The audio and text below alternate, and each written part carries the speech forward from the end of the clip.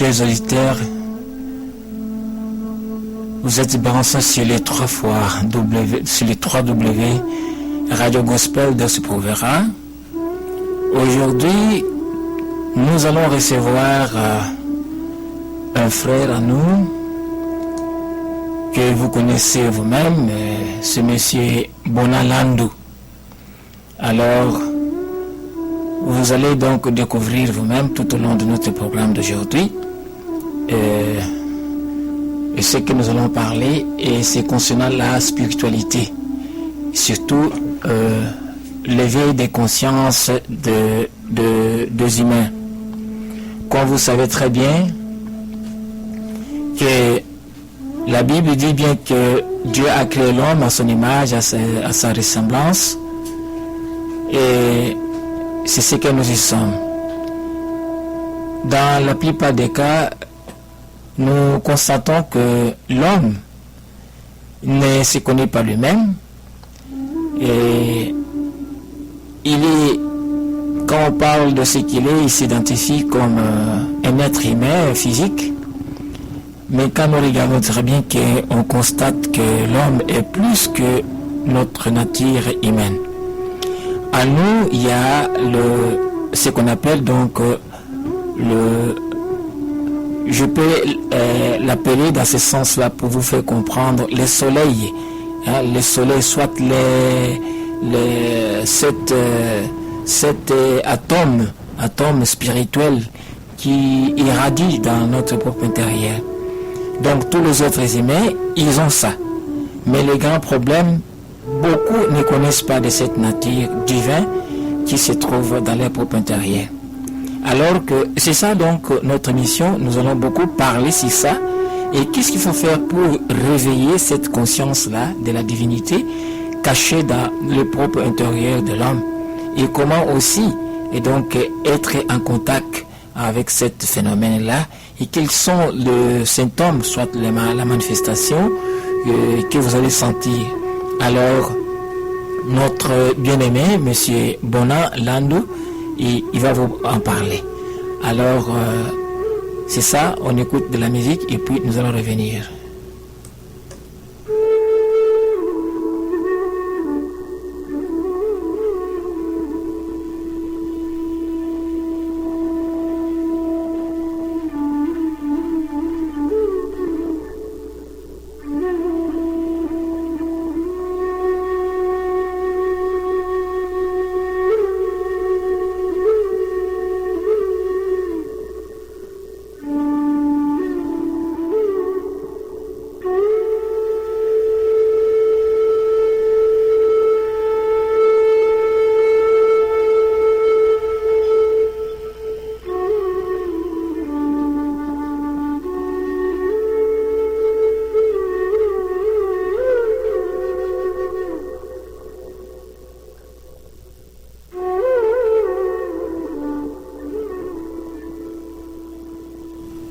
Merci beaucoup.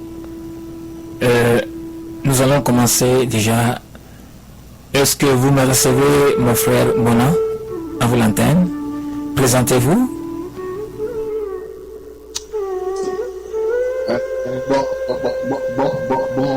Bonsoir.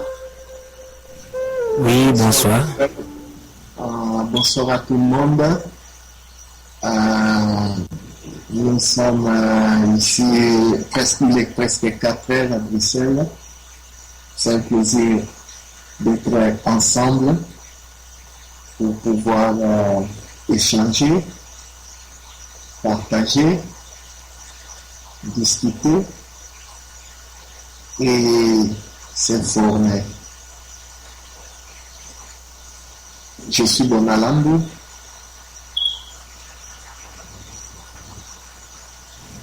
Ok. Seconde présentation, c'est la seconde prestation dans ces radios et je suis très content de pouvoir parler des choses que mes frères et sœurs ignorent.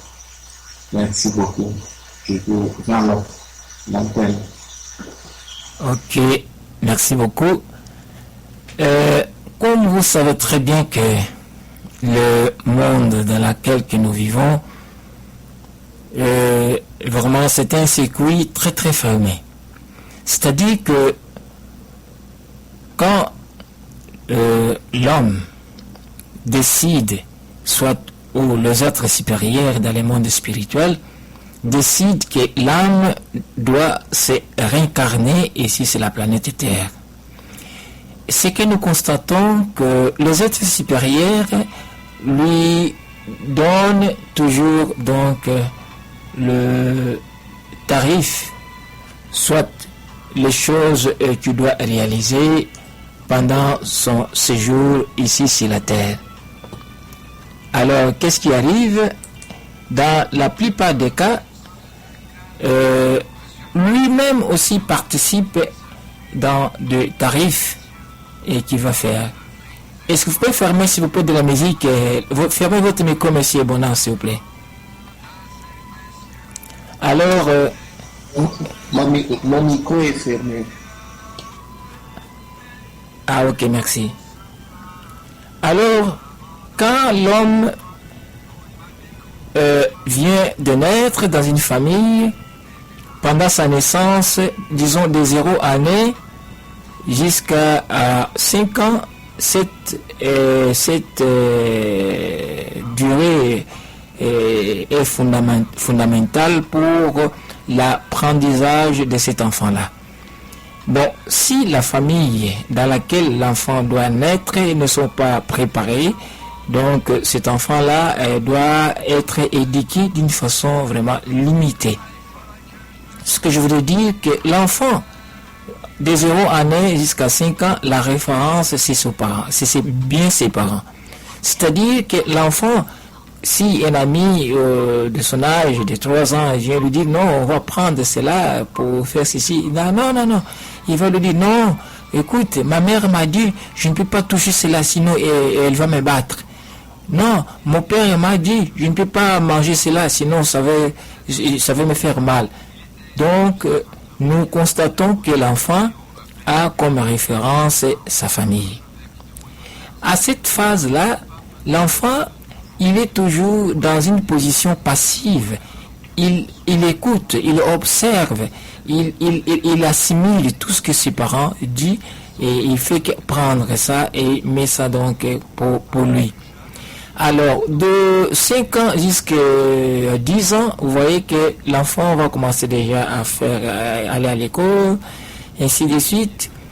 Et nous constatons que l'enfant va prendre comme référence et donc son professeur. Si son professeur lui dit écoute, tu ne peux pas manger sans laver la main, et quand l'enfant rentre à la maison et que sa mère dit tu prends cette pomme là, mange, il dit non maman, je ne peux pas manger la pomme sans laver les mains parce que mon professeur m'a dit ça. Alors vous voyez que comme référence c'est son professeur. Pourquoi? Le professeur a de la connaissance et lui il est toujours dans cet aspect donc comme un élève qui vient apprendre. Donc d'une autre façon, du côté spirituel, nous voyons que l'enfant, si à cet âge-là on ne l'a pas appris vraiment, et quelqu'un de lui rappeler, lui parler donc des choses divines, afin que cet phénomène qui est au-dedans de lui puisse réveiller, afin qu'il soit conscient de sa mission. En tout cas, ça sera quelque chose de bien. Mais ce que nous constatons dans la plupart des cas, que vraiment on nous enseigne des choses qui n'ont rien à voir de la spiritualité.